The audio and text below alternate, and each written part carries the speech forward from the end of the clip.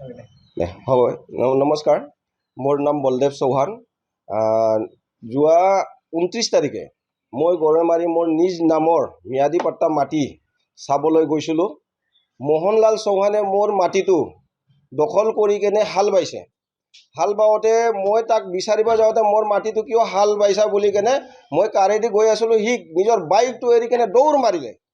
দৌৰ মাৰিতে আমি আকৌ গ'লে এইফালে নাই, দৌৰ মাৰি কেনে মোক উগ্ৰপন্থী বুলি কয়। উগ্ৰপন্থী বাবুৱা, উগ্ৰপন্থী বাবুৱা, উগ্ৰপন্থী এনেকৈ কৰি আটা পাৰিলে। গাঁৱৰ মানুহবিলাকক মাতিলে, মোৰ বন্ধু কেইজনমান আছে, তেওঁলোকে একদম হতভম্ব যে উগ্ৰপন্থী সজালে। এতিয়া যদি গাঁৱৰ মানুহে যদি মিছাও আমাক যদি মাৰধৰ কৰে, তাক কোনো এক থাপৰো মাৰা নাই। আৰু এইটো মোৰ ম্যাদী পাট্টা মাটি। ম্যাদী পাট্টা মাটি মোৰ দেউতা 1963 চনত কিনিছিলে। তাৰপাছতে মোক চৰকাৰে ম্যাদী পাট্টা মোক কৰি কেনে মোক পাট্টা পাছবুক দিছে। মোৰ গোটেই পৰিয়ালৰ ইয়াতে পাট্টা পাছবুক আছে। এই মাটি সি বলপূৰ্বকভাৱে হাল বাই কেনে সি, আৰু মোৰ ল'ৰা কটন কিবা দৰং কলেজত পঢ়ে তেজপুৰত, সি 2 দিনমান আগতে চাব যাওঁতে, মাছ মাৰিব যাওঁতে তাক খুকুৰি লৈ কেনে গলত কাটিব আহিছিলে, ঠেলা মাৰিছে। তাৰপাছত আমি মেডিকেল কৰাই কেনে মই থানাতো এটা এজাহাৰ দিছোঁ। মোহন চৌহান এটা মহা ফাল্টু আৰু লম্পট মানুহ। মোৰ দোকানত কিছুদিন আগতে মেনেজাৰ আছিলে, মোৰ অনলাইনত 54খন গাড়ী চুৰি কৰি বিক্ৰী কৰিছে। এতিয়া সেই স্বীকাৰো লৈছে, এতিয়া ওদালগুৰি কোৰ্টত কেছ চলি আছে। আৰু এই মাটিৰো সি জোৰ জবস্তি মোৰ ওপৰত সি কেছ দিছে। আৰু সি মোক কৈছে মোৰ খুৰা হয়। মোহন চৌহান মোৰ ভতিজা নহয়। কোন এংগেলৰ সি ভতিজা? কোনদিনাৰ পৰা আহিল? তাৰ নিজৰ NRC নাই, তাৰ কোনো লিগেচি নাই, মোৰ লগত কোনো সম্পৰ্ক নাই, কিন্তু সি জোৰ জবস্তি মোক মাটিৰ কিবা সম্পত্তি মোৰ তাত বিচাৰিব আহি থাকে।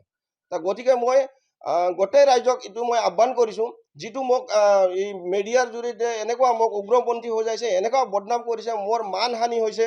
আৰু মই তাক কোনোদিন এক থাপৰ মাৰিব মাৰা নাই, কিন্তু মোৰ ল'ৰাক মাৰিবৰ কাৰণে তাক মই পিটিম বুলি কৈছোঁ। মোৰ মাটি হাল মাৰিলে মই তাক পিটিম বুলি কৈছোঁ। এইটো কাৰণে মই গোটেই ৰাজ্যক এইটো মই জনাব খোজোঁ যে সি এটা লম্পট, সি ছাগলী চোৰ। সি মোৰ নিচিনা মানুহক বদনাম কৰিছে। মোৰ গাড়ীৰ লগত আজিলৈকে পিপৰা মাৰা নাই। সি কৈছে মই গাড়ী তাৰ খুন্দাইছোঁ। নিজৰ গাড়ী এৰি কেনে পলাইছে, চোৰৰ নিচিনা সি পলাইছে। সি এটা মহাচোৰ। দেখোতে তাক চোৰ নিচিনা পায়, মোৰ ওচৰত আহিব নোৱাৰে। আৰু মোৰ ইমান পুৰণি ডকুমেণ্টছ থকা, পাট্টা থকা পাছবুকৰ মাটি সি কাঢ়িব আহিছে। কলাইগাঁৱত তাত আছিল ঘৰ, তাৰ পৰা আহিছে ইয়াতে মোৰ মাটি কাঢ়িবৰ কাৰণে। মই এইটোৱে ৰাইজক আহ্বান জনাইছোঁ যে তেওঁৰ যিটো ভুৱা যে চেনেল যে চলাই আছে, এইটো মোৰ বহুত মানহানি হৈছে। এইটোত কোনো তথ্য নাই, কোনো ভিত্তি নাই। ভুৱা প্ৰচাৰ কৰি কেনে মোৰ মান সন্মানৰ ওপৰত হানি আনিব খুজিছে। মই 40 বছৰ হৈ গ'ল ওদালগুৰিত মই ব্যৱসায় কৰি থকা মানুহ। মই গেৰেজত কাম কৰি কৰি কৰি কৰি নিজৰ আজি সাৰা ওদালগুৰি মোক চিনি পায়, কিন্তু সি ইমেজটো সি নষ্ট কৰিব খুজিছে। সি নিজে চোৰ এটা। মই এইখিনিয়ে কৈ কেনে মই তেওঁৰ যিটো ভিডিঅ' আছে সেইটোৰ ওপৰত মই মানে অসমবাসী ৰাইজক মই মানে এই কৈছোঁ। আৰু প্ৰশাসনকো মই কৈছোঁ যে এনেকুৱা লম্পট মানুহক, এনেকুৱা বেলেগক ব্লেকমেইলিং কৰা মানুহক শাস্তি প্ৰদান কৰিব লাগে। তাৰ ওপৰত মই FIR ওদালগুৰিৰ 28 তাৰিখে মই দিছোঁ, মোৰ মাটি হাল মাৰাৰ কাৰণে। গতিকে মই আইনক সহায় লৈছোঁ যে মোৰ ওপৰত সি যিটো অত্যাচাৰ কৰি আছে আৰু যিটো মোৰ ওপৰত সি কেছ চলাই আছে, এইবিলাক যাতে আইনে বা আদালতে, আৰু আদালতৰ পৰা মোক অৰ্ডাৰ দিছে। এইটো অৰ্ডাৰ নামানে, আদালতৰ আইনৰ পৰা এইখন অৰ্ডাৰ দিছে ওদালগুৰি কোৰ্টৰ পৰা যে এই মাটিত মোহনলাল বা চহনলালে সোমাব নাপায়। সি হাল মাৰি দিছে, কোৰ্টৰ অৰ্ডাৰ নামানে। ওদালগুৰি থানাত দুই পক্ষক মাতি কেনে OC ছাৰে ইমান ধুনীয়াকৈ বুজাই কেনে পঠালে যে এইটো মাটিত নোসোমাবা, যেতিয়ালৈকে ফাইনেল কিবা এটা ৰিপৰ্ট নাহে। তথাপিও সি হাল মাৰি দিলে। এনেকুৱা সি উগ্ৰ ল'ৰা এটা। আৰু সি মোৰ কোনো ভতিজা চতিজা নহয়। মোৰ পৰিয়ালৰ লগত কোনো NRC লিংক চিং নাই। সি কেনেকুৱা ভুৱা আধাৰ কাৰ্ড পান কাৰ্ড বনাই লৈছে, কেনেকুৱা ডকুমেণ্ট বনাইছে, সেইটো মই ক'বলৈ নাযাওঁ আৰু নাজানো। আমাৰ পুলিচ প্ৰশাসনৰ পৰা মই এইটো ন্যায় বিচাৰিছোঁ। আৰু কোৰ্টত মই কেছ চলি আছে, 28 তাৰিখে আমাৰ তাৰিখ আছিলে। আৰু সি এই ভুৱা বুলি কেনে মিছা কৈছে যে সি কোৰ্টত তাৰিখ আছে বুলি কেনে মিডিয়াত প্ৰচাৰ কৰিছে।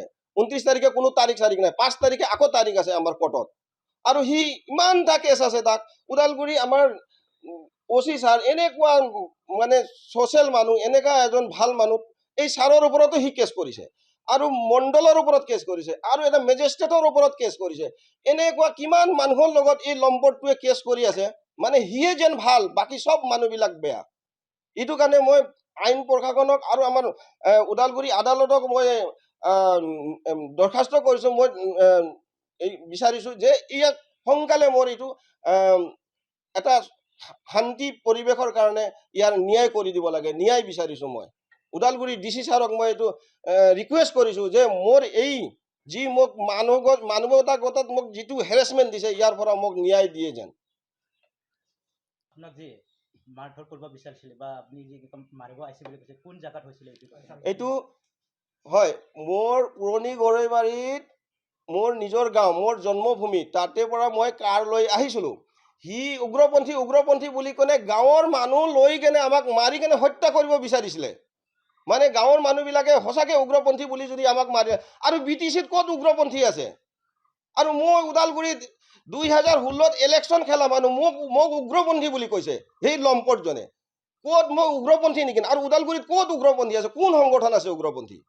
ওদালগুৰি ইমান নৰ্মেল, ইমান ভাল এটা পৰিৱেশ, ইমান ধুনীয়া এটা পৰিস্থিতি সি গণ্ডগোল কৰি কেনে পৰিস্থিতি বেয়া কৰিব খুজিছে। গতিকে মই এক ধিক্কাৰ জনাইছোঁ আৰু বহুত প্ৰশাসনক মই দিছোঁ যে সোনকালে ইয়াৰ তদন্ত কৰিব লাগে। নমস্কাৰ, মই জাংলাই চৌহান। মই এজন কলেজত পঢ়ি থকা ছাত্ৰ।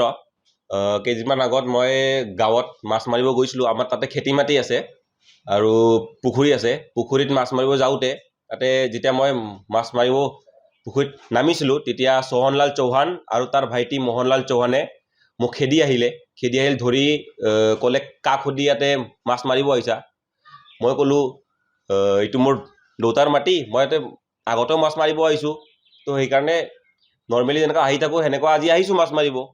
তাৰপিছত তেওঁলোকে ক'লে, ফটাফট ঘৰত গুচি যা, নহ'লে দিগদাৰ আছে। মই ক'লোঁ, কিয় যাম? মোৰ দেউতাৰ মাটি, মই মাছ মাৰিমেই। তাৰপিছত তেওঁলোকে এইটো কোৱাৰ লগে লগে মোক সোহনলাল চৌহানে ডিঙিত ধৰি ঠেলি পেলালে। আকৌ কি বুলি কয়, তেওঁলোকে দা অৰ্থাৎ খুখুৰী এইবোৰ বস্তু ওলাই লৈ আনিছিলে মোক মানে আক্ৰমণ কৰিবলৈ। তাৰপিছত মই তাৰ পৰা যেনে তেনে, মোৰ 2-3জনমান লগ বন্ধু আছিল আৰু গাঁৱৰ ওচৰ চুবুৰীয়া মানুহে মোক বচাই কেনে তাৰ পৰা ঘৰলৈ পঠিয়াই দিলে। মই নিজৰ মানে জীৱন ৰক্ষা কৰি পলাই আহিলোঁ। তাৰপিছত আহোঁতে মই ঘৰত আহি ক'লোঁ দেউতাক যে এনেকুৱা ঘটনা হ'ল। তাৰপিছত দেউতাই বহুত খং কৰিলে। তাৰপিছত দেউতাই মেডিকেল কৰি থানাত FIR দিছিলে। তো FIR দিয়াৰ পিছত FIRত বুজাবুজি হ'ল আৰু সেইখিনি হ'ল। আৰু এটা কথা, মই মানে এজ এ ষ্টুডেণ্ট মই এইবোৰ বস্তুত সোমাব নিবিচাৰোঁ। মই কাজিয়া আৰু মাৰপিট এইবোৰত একদম ভাল নাপাওঁ। আৰু মই এইটো ভিডিঅ'টো কেতিয়াও মই ছ'চিয়েল মিডিয়াত নিদিম বুলি ভাবিছিলোঁ, কিন্তু আজি এনেকুৱা এটা পৰিস্থিতিত আহি পৰিছোঁ, মোক দিব লগা বাধ্যত পৰি কেনে মই মানে ভিডিঅ'টো দিলোঁ। আৰু মোৰ ইমেজৰো কথা আছে। এজ এ ষ্টুডেণ্ট এইবোৰ মোক ভাল নালাগে মানে। আৰু বাকীখিনি বস্তুবোৰ দেউতাই আপোনালোকক ক'লে আগতে। ধন্যবাদ।